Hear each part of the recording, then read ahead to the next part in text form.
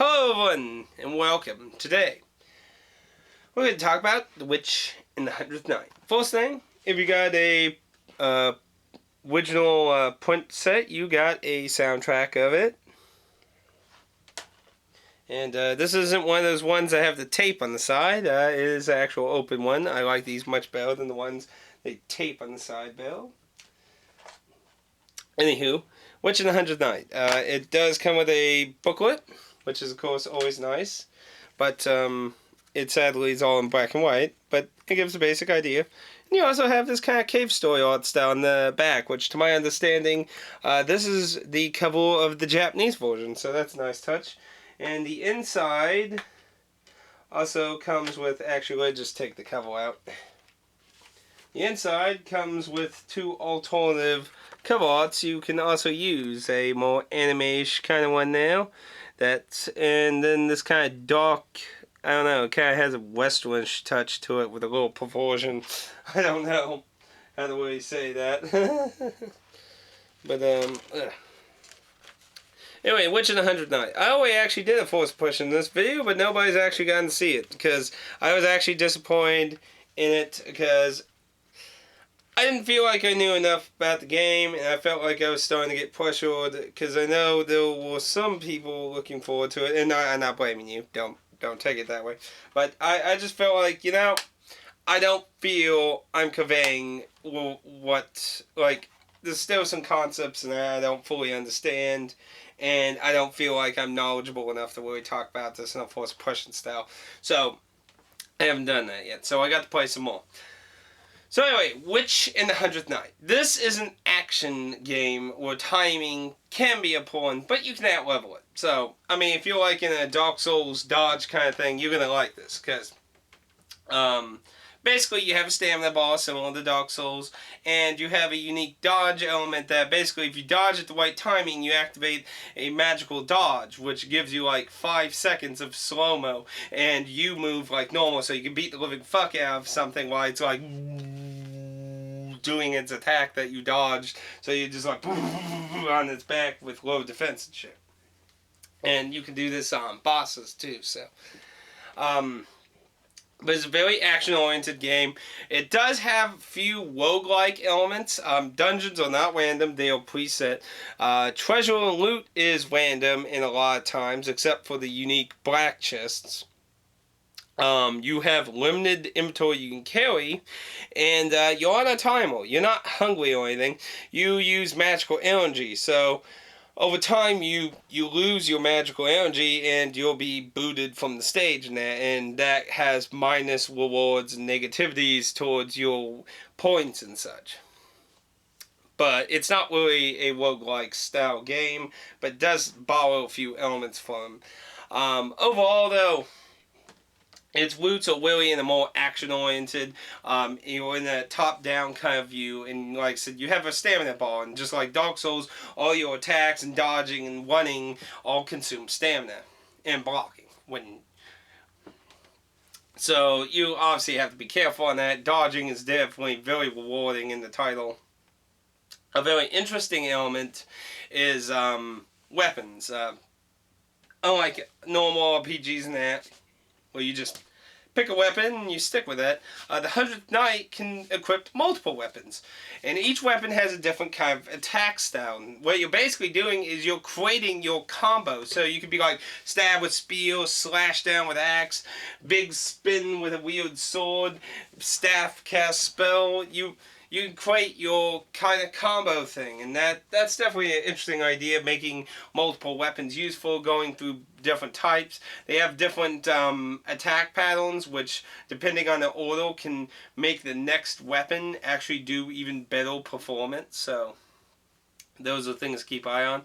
You apparently have different forms. I only have one, and I have not actually really used it, but you apparently have like different kind of shell forms for your body, and they give you different properties. The other one, and I believe, is supposed to be kind of tanky, so, but they have their own level system, so I don't think that one's worth leveling up much, but who knows.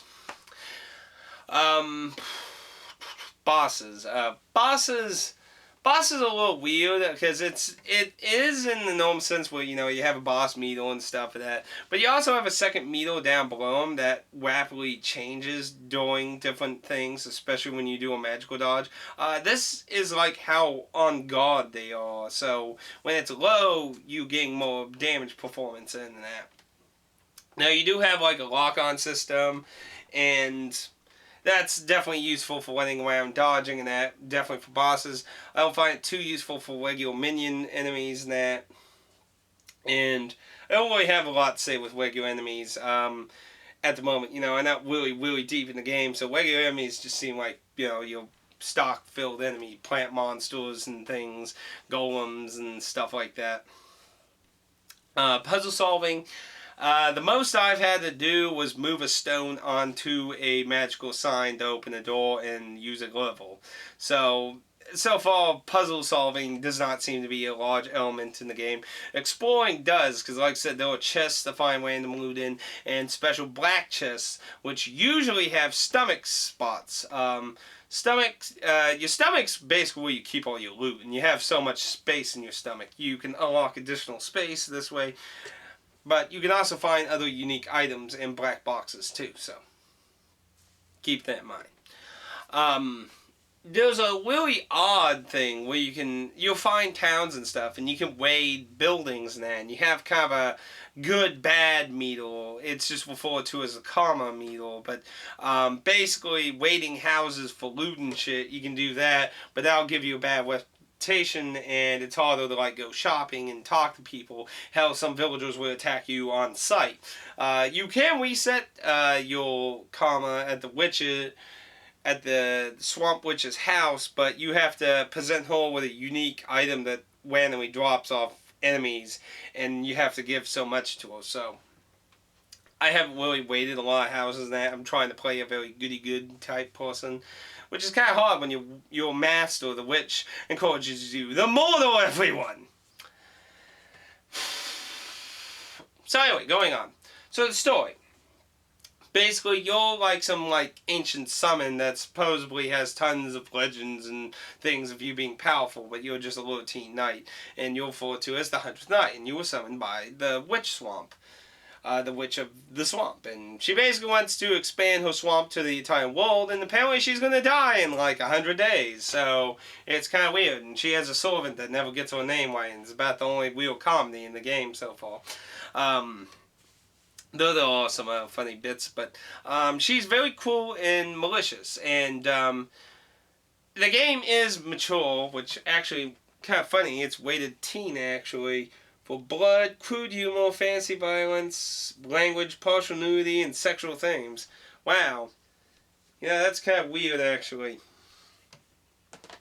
Because, I know, coursing and stuff isn't, a new concept to, games like Disgaea and that. I mean, there's lots of coursing before, but I don't know how to put, there's this kind of immature thing going on in the game. It just, they do bleeping of a lot of the course words and stuff, and it just comes off really immature. It feels really odd for an NIS game. I don't know, it just feels really odd. The story feels really odd because you're kind of left in this mystery of what the fuck's going on behind the scenes, because you feel there's a lot of weird shit that happens, and you're still left pretty clueless on what's going on. But basically, she sends you out to go find these pillar things that seal in all kinds of magic to make her swamp expand, and all these other witches are trying to stop you. And I feel like it's going to have multiple endings, like a bad ending, good ending, and that, because you can choose to agree, disagree, question, and that at certain points in the game. So, but I'm not 100% sure.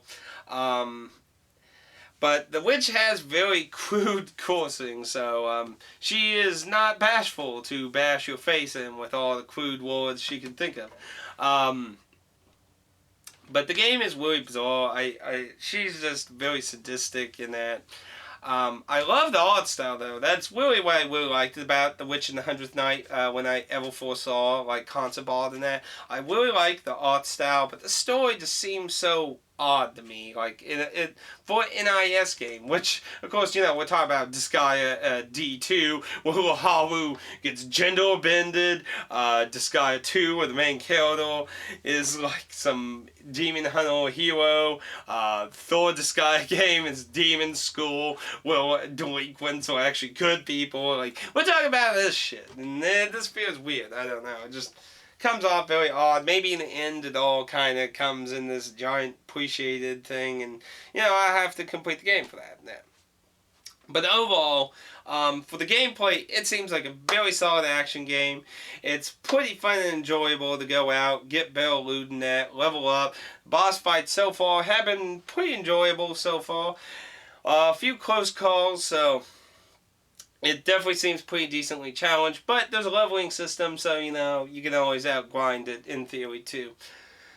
And I think if you actually like dodging and stuff a lot, like in Dark Souls and that, I keep saying Dark Souls, but so far it hasn't been anywhere near as hard as the Souls games, but if you like that, you'll like that in here, because the timing and the dodging just rewards you to kick ass more. But primarily, that's basic core concept. There are newer elements. You do have a few special moves you can do. I just got this kind of summon bomb thing.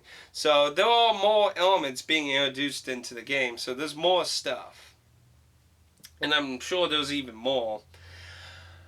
But overall, I've been enjoying the game. It's just the story kind of rubs me weird. But it's this is why my first impressions video I considered kind of failure, because some of the stuff I already talked about I didn't know fully all the way, so I mean there's still more stuff being introduced, but I think that's a cool concept.